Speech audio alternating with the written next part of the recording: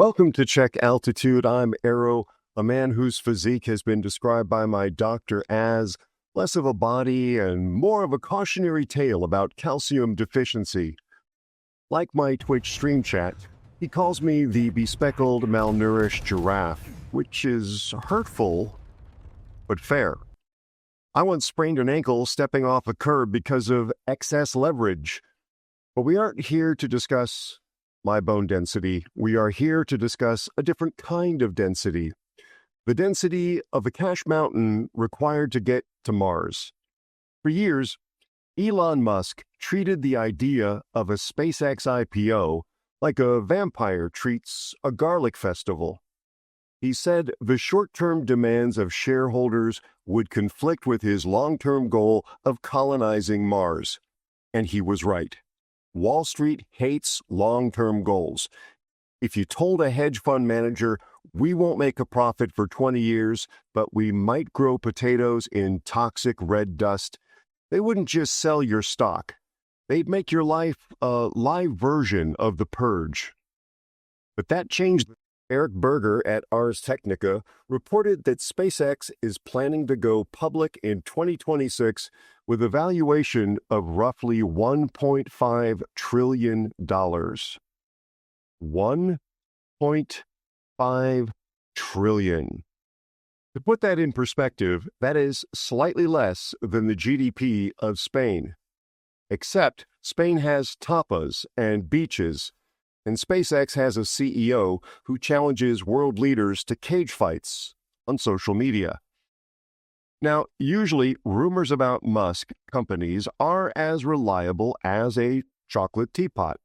But then Elon replied to the report with this: "As usual, Eric is accurate." That is the billionaire equivalent of a notary stamp. It's happening. But why?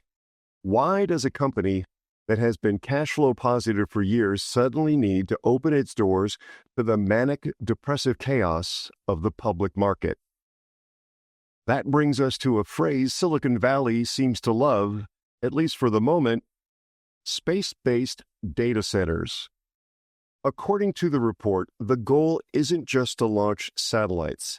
It is to win the war on artificial intelligence by putting the compute power in orbit. Because if there's one thing AI needs, it's to be located in a remote, hard-to-access vacuum where no one can unplug it when it inevitably, easy for me to say, when it inevitably decides humanity is a redundant variable. It sounds like the plot of a Bond movie where the villain's name is something like Drax Overlord or Elon Musk. But the logic might be sound. Maybe. Power and cooling are hard to find on Earth. In space, the sun is free, and space is very, very cold, like the heart of my ex cold. And here is the wild part. Yeah, we haven't gotten to the wild part. For years, people thought SpaceX would spin off Starlink, the internet service, to pay for the rockets. But Berger reports they are keeping the band together.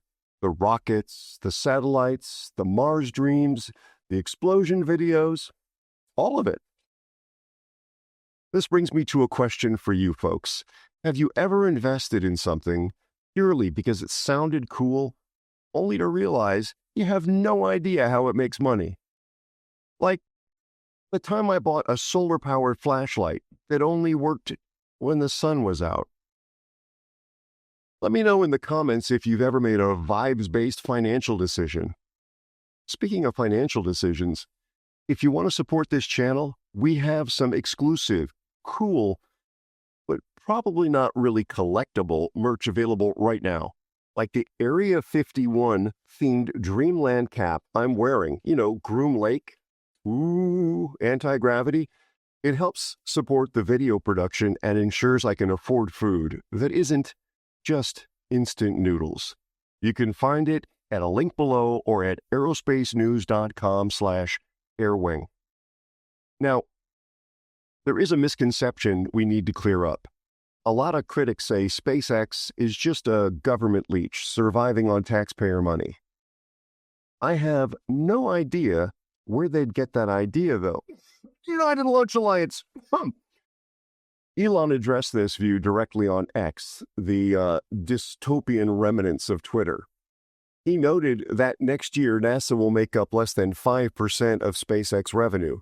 5%. I probably spend 5% of my income on high-fiber foods, and I'm not subsidizing Big Prune. Musk also claimed that SpaceX isn't raising money because they're broke. He said they have the cash to do stock buybacks to give employees liquidity. Indeed, they are cash flow positive. If you believe Musk, this IPO isn't a rescue mission, it's a war chest. Dr. Phil Metzger, someone who actually knows what he's talking about, nailed it on X. He said the takes that an IPO means Elon has lost focus on Mars have lost the plot. He wrote, "The hardest part about Mars has always been finding a way to pay for it. Nothing else." To which Musk replied, "Yeah, it's surprisingly simple. Mars is expensive, like buy your own continent expensive. Selling internet to Earthlings and hosting AI servers in the void? That could pay the bills." Maybe. If this IPO happens in 2026, it will be the largest in history. It will test whether Wall Street can handle a company that measures success in ruds to Mars rather than cents per share. Ultimately, this is going to be the most chaotic, high-stakes, explosive financial event of the decade. And honestly, I can't wait. Mostly because I want to see if they list the ticker symbol as Mars or just the rocket emoji. If you want to help us keep an eye on the sky without passing out from malnutrition, please head over to AeroSpaceNews.com/team, link below or up here, and buy me a coffee or a sandwich, preferably a sandwich. I'm Aero. Farewell. Eyes outside. And check your investments for flight termination systems and other bits that go boom.